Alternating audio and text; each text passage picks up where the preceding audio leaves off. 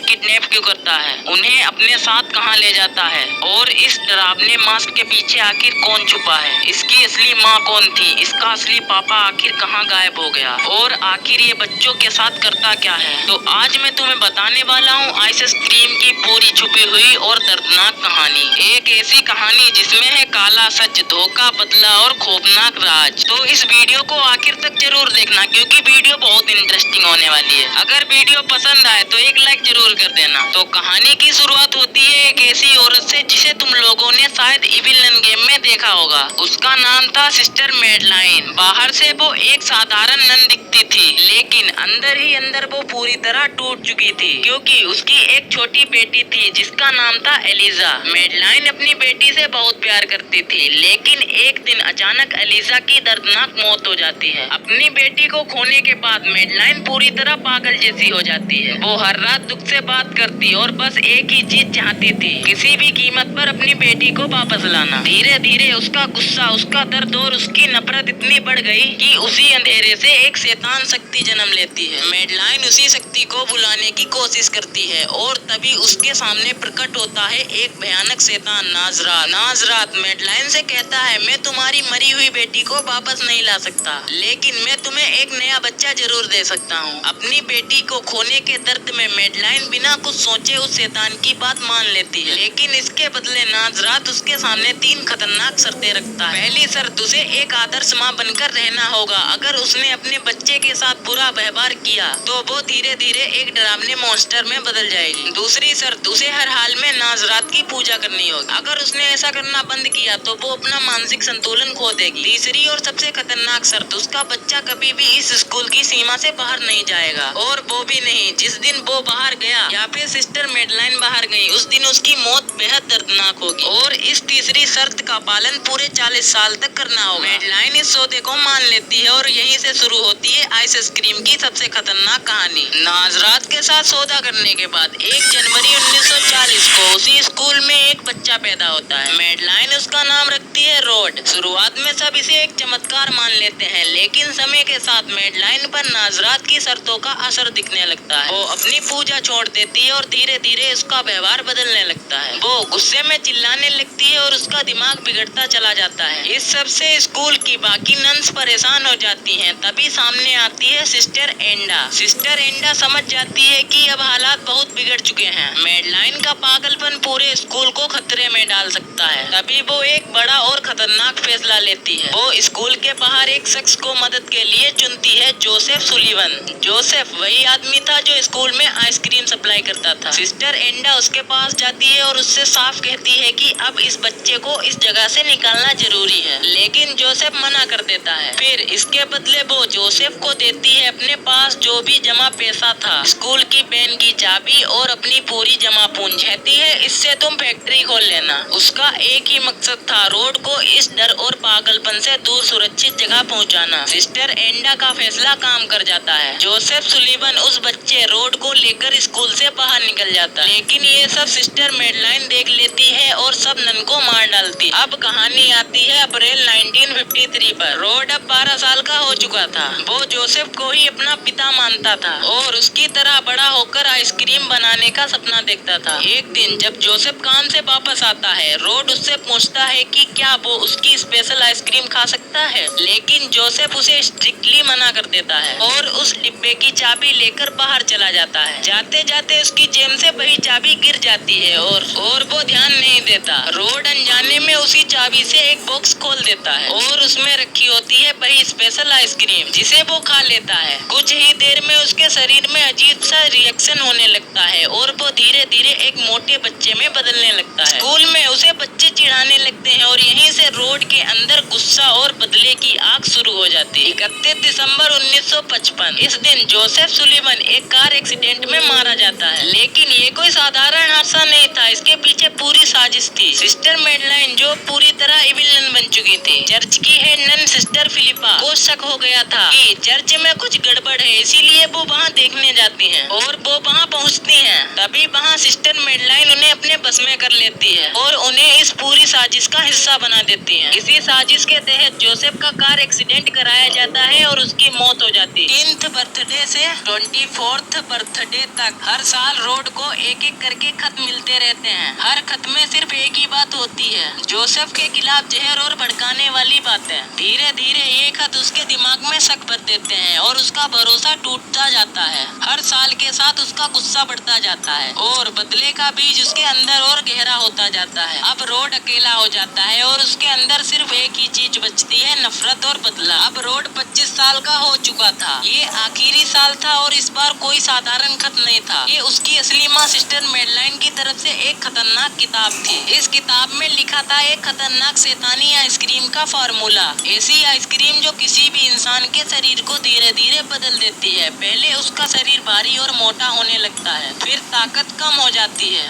और बढ़ जाता है। और इसी फार्मूले में एक और डरावना हिस्सा था कि सही केमिकल प्रोसेस से इंसान यानी वो जिंदा तो रहेगा पर पूरी तरह स्थिर और बेबस हो जाएगा। रोड समझ गया कि उसने भी वही आइसक्रीम खाई थी जिससे उसका शरीर बदल गया था और वो मोटा हो गया था। अब उसके अंदर सिर्फ एक ही सोच बची थी, बदला लेना।